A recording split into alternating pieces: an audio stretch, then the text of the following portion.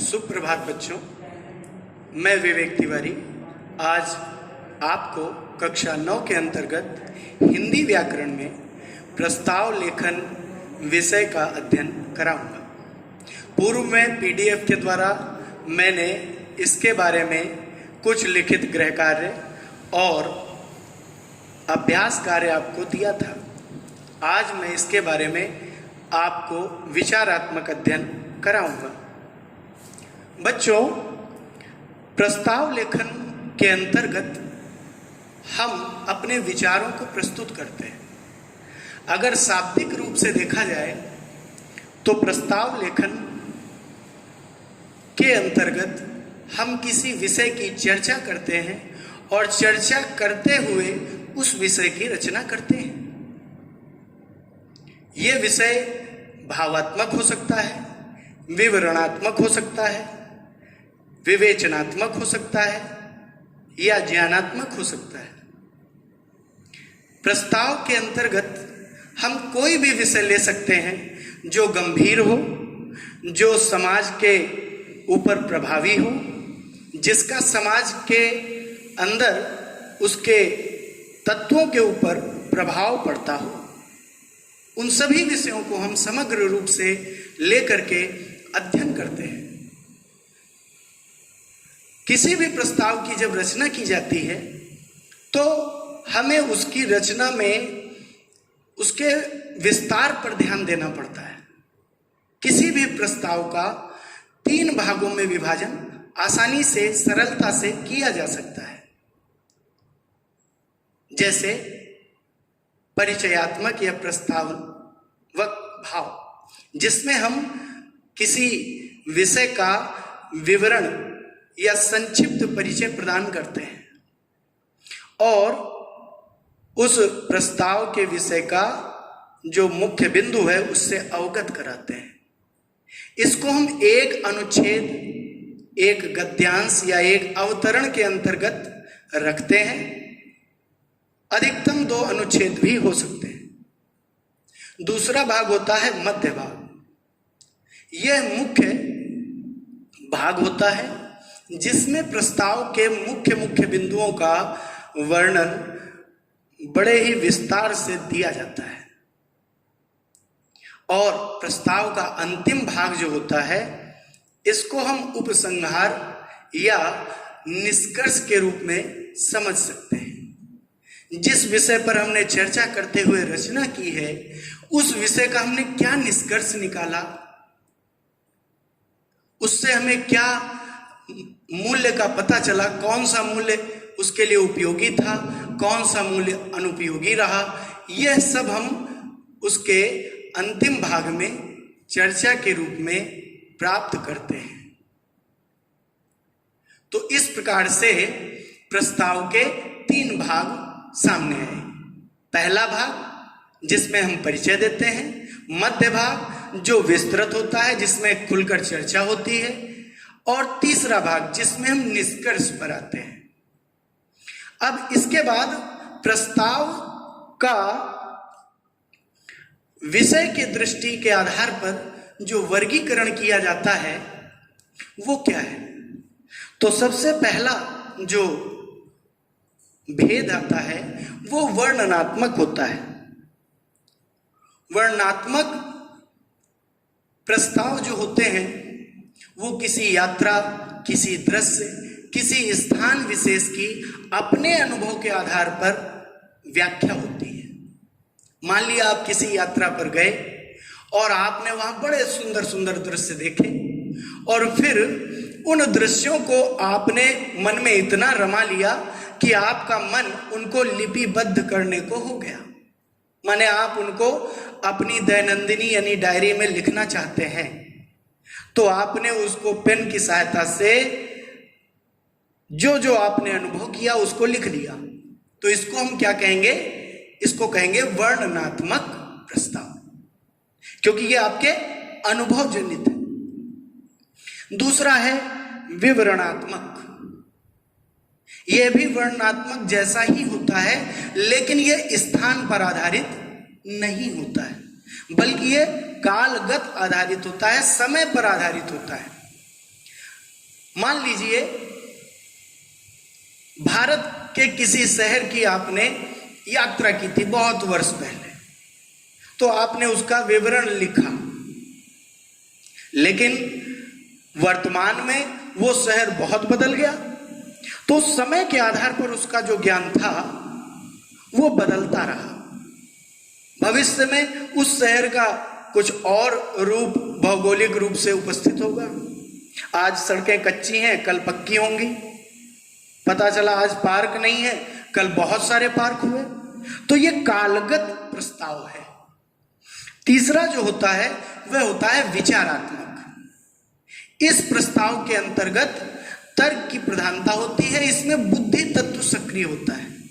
जैसे हम किसी विषय पर चर्चा करते हैं, मान लिया विज्ञान का विषय है, उस पर हमने चर्चा की, विज्ञान शत्रु है या मित्र है, विज्ञान के लाभ हैं या हानि है, तो यहां पर हम अपने बुद्धि तत्व के द्वारा, अपने विचारों के द्वारा यह स्पष्ट करते हैं कि विज्ञान वास्तविकता में कितना लाभदायक है और कितना हानिप्रद है।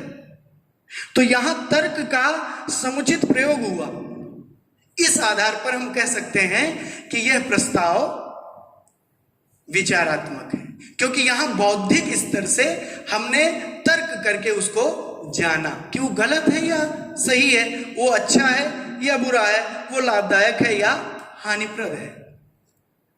इसके बाद कुछ ऐसे प्रस्ताव होते हैं जिनके अंदर हम मानवीय सद्गुणों का विस्तार पाते हैं। कोई ऐसा प्रस्ताव जिसके अंतर्गत हमें दया, किसी के ऊपर परोपकार, अहिंसा, ईमानदारी इत्यादि इत्यादि मानवीय सद्गुणों का विस्तार से वर्णन करना पड़े, अथवा हमको पता चले। किसी और ने किया, जरूरी नहीं हम ही करें, कोई और भी कर सकता है। तो जब ऐसे प्रस्ताव को हम लोग अध्ययन करते हैं तो इनको हम भावात्मक प्रस्ताव कहते हैं। इसके बाद एक और भी प्रकार है जिसको हम अन्य रूप में कह सकते हैं, कहीं कहीं फुटकर भी कह सकते हैं। इसके अंतर्गत हम कोई भी विषय ले सकते हैं, साहित्य है, भाषा है, विज्ञापन है, मीडिया है, ऐसे कई विषय जिनका ना तो भाव से संबंध है, ना ही जिनका विचार से संबंध है, ना ही विवरण से संबंध है, लेकिन है, लाभ तो है, मीडिया का लाभ है, आप कह नहीं सकते कि उसका लाभ नहीं है। तो इस प्रकार से 5 प्रकार से प्रस्ताव की रचना की जाती है। अब इसके अंतर्गत क्या क्या तथ्यगत वस्तुएं होनी चाहिए, तो सबसे पहली चीज जो होती है वो ये है कि इसमें समस्या या किसी विशेष भाव की प्रधानता अवश्य होनी चाहिए। अगर कोई विशेष भाव या पक्ष इसमें नहीं है तो प्रस्ताव पहले से ही अप्रभावी या निष्प्रभावी हो जाता है। एक विषयगत केंद्रीय भाव अवश्य होना चाहिए। दूसरी बात, उस विषय से संबंधित कई प्रकार के तथ्य प्रस्ताव में अंकित होने चाहिए। सर्वप्रथम तो हम उस प्रस्ताव का केवल परिचय ही देंगे और उसके बाद हम उस प्रस्ताव का जब परिचय दे देते हैं तब उसके गहन अध्ययन के लिए, उस विषय को गंभीर बनाने के लिए उसका विस्तृत व्याख्यान प्रस्तुत करते हैं। और कई प्रस्ताव जो तर्क प्रधान होते हैं, जिनमें वाद विवाद जैसा एक दृश्य, एक वाचन सा उपस्थित होता है, तो वहां पर हम तर्कों को 2 तरह से प्रस्तुत करते हैं, पक्ष में, प्रतिपक्ष में, सकारात्मक और नकारात्मक, दोनों तरह से। जब हम दोनों तरह से उन पक्षों को स्पष्ट कर लेते हैं तब हम तीसरे बिंदु पर आते हैं जहां हम निष्कर्ष निकालते हैं। अब यदि यही प्रस्ताव किसी त्योहार विशेष, किसी परंपरा विशेष से जुड़ा हो, मान लिया अभी रक्षाबंधन का त्योहार है, इस पर कोई प्रस्ताव लिखना था, तो अब हम इसका प्रस्ताव कैसे लिखें? तो मुख्य बिंदु क्या होने चाहिए? मुख्य बिंदु होने चाहिए कि रक्षाबंधन का परिचय, कि भाई सभी भारतीय त्योहार है, उनमें से एक त्योहार रक्षाबंधन भी है। अब आगे इसमें क्या होना चाहिए? तो आगे इसका इतिहास, आखिर कब से मनाया जाता है, क्यों मनाया जाता है, कब मनाया जाता है, कैसे मनाया जाता है, क्या महत्व है, ये इसका एक विशेष वर्णन होगा। तत्पश्चात हम देखेंगे कि अब इसका निष्कर्ष क्या निकलेगा। एक ऐसे ही मैंने आपको अभ्यास में प्रस्ताव दिया था कि चर्चा कीजिए, कुछ विषय था कि मनुष्य जो है उसने तर्क के आधार पर अपने आप को निर्मित किया है या वह मनुष्य बना। आखिर हम इस प्रस्ताव को कैसे साबित करें, कैसे लिखें, कैसे चर्चा करें, कैसे इसकी रचना करें, क्या कह सकते हैं? तो प्रस्ताव अब लिखना तो है, तो हमें सोचना पड़ेगा। सर्वप्रथम हम इतिहास की तरफ चलते हैं। मनुष्य कैसा था? मनुष्य पशुवत व्यवहार करता था। विज्ञान को आधार मानिए, तर्क लीजिए। मनुष्य पशुवत व्यवहार करता था, वो भी अन्य जानवरों की तरह शिकार करता था और उसमें कोई ज्ञान नहीं था। लेकिन धीरे धीरे सबसे पहले उसने दो पैरों पर चलना सीखा। दो पैरों पर चलकर फिर धीरे धीरे उसने समूह में रहना शुरू किया। समूह से परिवार बने। फिर धीरे धीरे उसको अन्य बातों का ज्ञान हुआ, जैसे उसने वस्त्रों की खोज की, उसने अग्नि की खोज की, उसने पहिए की खोज की, कई प्रकार की उसने खोज की। और धीरे धीरे वो तर्क करने लगा, क्या उचित है, क्या अनुचित है।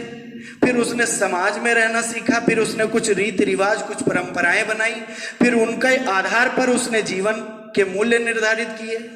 और आज वर्तमान समय में वह विश्व का सबसे विकसित, सबसे श्रेष्ठ और सबसे अच्छा प्राणी माना जाता है। विश्व में सभी उसकी बुद्धिमत्ता का लोहा लेते हैं। तो इस प्रकार से हम कह सकते हैं कि प्रस्ताव किसी विषय विशेष पर चर्चा करते हुए, उसका विस्तृत व्याख्या करते हुए निष्कर्ष प्रदान करता है। अब इसका लाभ क्या है? आखिर इसका लाभ क्या है? क्यों इसका अध्ययन करना चाहिए? क्यों इसका अभ्यास करना चाहिए? क्यों इसको पढ़ना चाहिए? क्यों इसको पढ़ाना चाहिए? तो बच्चों, प्रस्ताव लेखन के द्वारा और प्रस्ताव पठन के द्वारा दोनों ही तरीके से किसी बच्चे, किसी व्यक्ति, किसी मनुष्य की बौद्धिक क्षमता का अनुमापन किया जा सकता है। उस व्यक्ति की बौद्धिक क्षमता कितनी है, वह किस प्रकार के विचार सोचता है, वह कहां तक अपनी रचनात्मक शक्ति का प्रयोग कर सकता है, वह कहां तक किसी समस्या का निराकरण करने के लिए सोच सकता है और किस हद तक वह उसके लिए अपने आप को समर्पित करने के लिए तैयार है। ऐसे कई मानसिक अवमूल्यों और मूल्यों का ज्ञान प्रस्ताव लेखन से होता है। यदि कोई बच्चा बहुत अच्छे लेख में, बहुत अच्छे विचारों में, बहुत ही अच्छे ढंग से, बहुत अच्छे तर्कों के साथ, बहुत सुनियोजित, सुसंगठित और सुव्यवस्थित तर्कों के साथ किसी प्रस्ताव की रचना करता है, तो निश्चित बात मानिए वह अपने जीवन में भी व्यवस्था को बहुत पसंद करता है। वह उतना ही व्यवस्थित है जितना कि उसके शब्दों में, जितना कि उसके तर्कों में, जितना कि उसके वक्तव्यों में व्यवस्था है। ये मैं नहीं कहता, ये शिक्षाविदों का विचार है। शिक्षाविद ऐसा कहते हैं। मैं उन्हीं बातों को आपके सामने प्रस्तुत कर रहा हूं। तो बच्चों, आशा है आप सभी को आज का विषय समझ में आया और आज मैं अपना ये विषय पूर्ण करता हूं। अब अगले बार मैं आपको इसका अन्य भाग, व्यवहारिक व्याकरण के बारे में पढ़ाऊंगा। धन्यवाद।